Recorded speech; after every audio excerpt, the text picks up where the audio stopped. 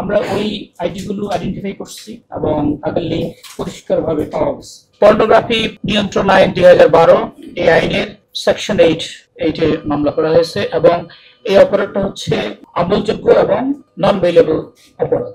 জি, আমাদের সিআইডি বাদীরা এই যে এই আজকের অ্যারেস্ট এবং আইনি প্রক্রিয়ার ভিতরে যে তারা ঢুকলো, এটাই হচ্ছে অন্যদের জন্য একটা message. It has some communicative message. আর যেটা আপনি বললেন যে অন্য যাদেরকে উদ্বুদ্ধ করা হয়েছে তাদের অনেক কিছুটা ইনফরমেশন আমাদের কাছে আছে, তদন্তের স্বার্থে এখন আমরা সেটা ডিসক্লোজ করছি না।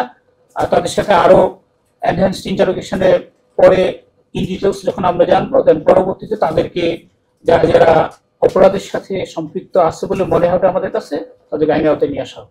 এগুলো আমাদের এরিয়া থেকে ডিলিট এবং এগুলোকে ডিফাঙ্ক্ট করার জন্য, মানে আমাদের এখান থেকে যাতে সহজেই আমরা দেখতে না পাই, এই ব্যবস্থার জন্য আমরা চিঠি লিখবো সংশ্লিষ্ট অর্গানাইজেশন। তো আপনি জানেন অনলাইন হচ্ছে আসলে ওপেন। আপনার জন্য যেমন ওই আফ্রিকার একজনের যেমন আমেরিকা, সবার জন্য এটা হলো ওপেন স্পেস। তো এটাতে ইন্টারেক্ট করা কম্পারেটিভলি অনেক ইজি।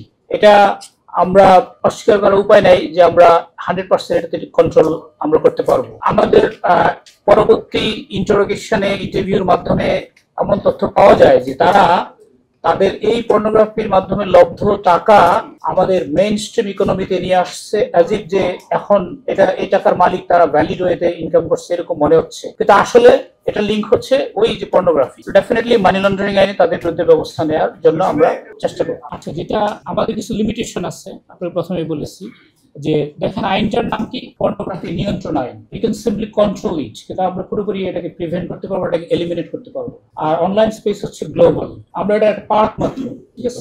সো আমরা চেষ্টা করবো আমাদের দিক থেকে আমাদের সোসাইটির যে ইনটেক্ট ভ্যালিউস সেটাকে আপহোল্ড করার জন্য সিআইডির উপরে যে পবিত্র দায়িত্ব সেটাই আমরা পালন করার চেষ্টা করছি। তাদেরকে জিজ্ঞাসাবাদ করা হচ্ছে, ভবিষ্যতে আরো এনহ্যান্স জিজ্ঞাসাবাদের ভেতর দিয়ে বেরিয়ে আসবে। আমরা ওই আইডিগুলো আইডেন্টিফাই করছি এবং তাদের লিঙ্ক পরিষ্কারভাবে পাওয়া গেছে।